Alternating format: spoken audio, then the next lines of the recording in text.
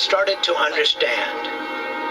The razor wire, remotely locked doors, and restraints coexist with boys walking to class or therapy sessions, past birthday greetings, award certificates, and motivational posters. Ken here made honor roll in school, and so he put that up. The place runs on a mix of punishment and positive reinforcement. These guys, they do good in school. If you make honor roll at the end of the semester, you get a McDonald's meal.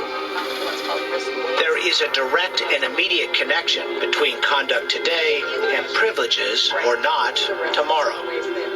All of it is tracked in meticulous detail. What did you think coming here would be about for you? I don't know. It's all based on, my behavior to go home.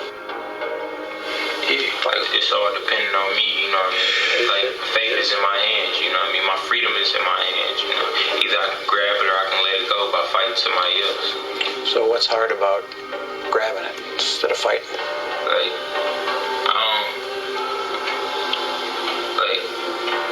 I'm so used to fighting. Mm-hmm. Yeah, it's a habit.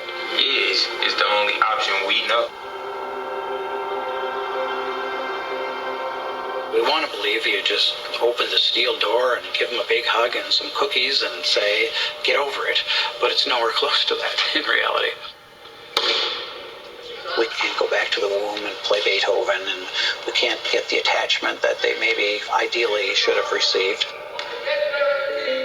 But we can by constantly, consistently creating a fair system for them to interact and behaviorally start to work with them once they trust that we're not anything but people who are firm and fair, and then most of all caring.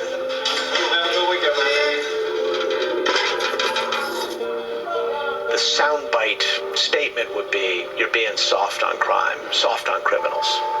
I would amend that to saying we're being smart about people.